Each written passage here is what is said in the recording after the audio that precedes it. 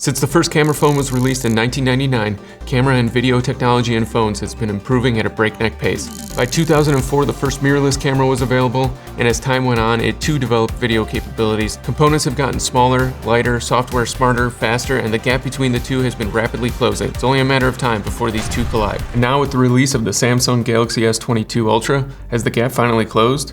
Can this finally be the camera that replaces your mirrorless camera for video?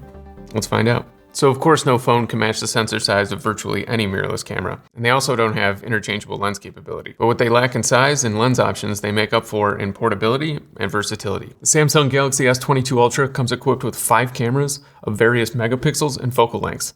That's 5 cameras that fit right in your pocket. That, and it's quite a bit cheaper than a mirrorless camera. And, oh yeah, by the way, it's also a phone, I think. Let's start with some B-roll using the phone's best camera. The 8K 24 frames per second, 108 megapixels, versus the 4K on the Sony. Let's see if you could pick out the S22 Ultra.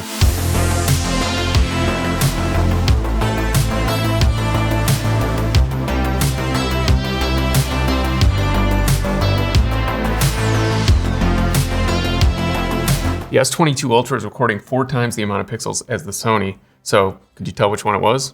It's on the right. If we zoom in on a freeze frame, you can see a difference in the detail. With 4 times the amount of pixels, the S22 Ultra has more detail, but that doesn't necessarily mean it's a better image. However, this is still pretty good looking footage out of a phone. Here's some B-roll using the other cameras.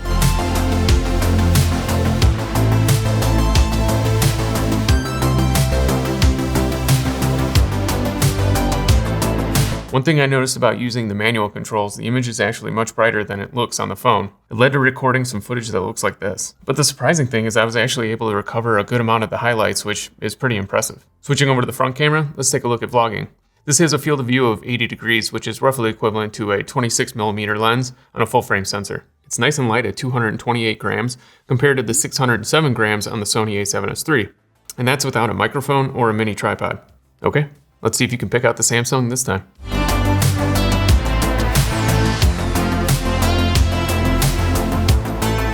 So which is it this time? It's on the left. I was surprised by the amount of detail on the face with the S22 Ultra. It's really good. This is also just way more comfortable and less weird to do. Also, the stabilization's way better on this, so overall I like this better. Let's check out the audio. It's nice and lightweight. I'm just holding the camera, I have nothing here. I noticed the audio would sometimes sound good and others not so much, so if you wanted to use this for vlogging, I would maybe get an external mic. On to my favorite, slow motion. The S22 Ultra comes equipped with a variety of slow motion options. 60 frames per second, 120 frames per second, 240 frames per second, and even 960 frames per second in super slow motion. To enable the 60 or 120 frames per second, go into Pro Video, where you can also set your ISO, shutter speed, white balance, focus, and more.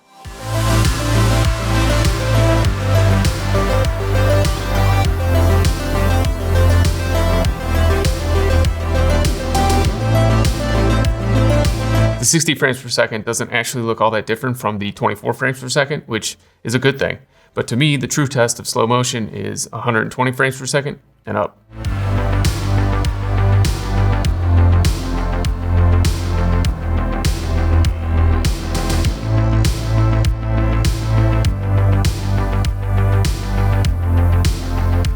Okay, so where is it now?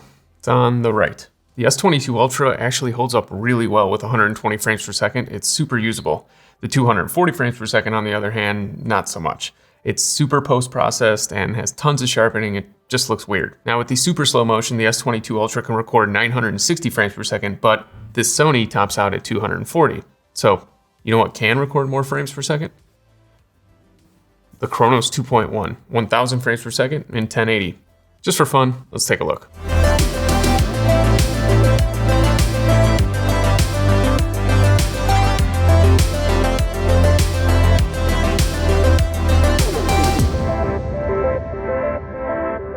Yeah, so that really wasn't close. Maybe it'd be better outside with more lighting.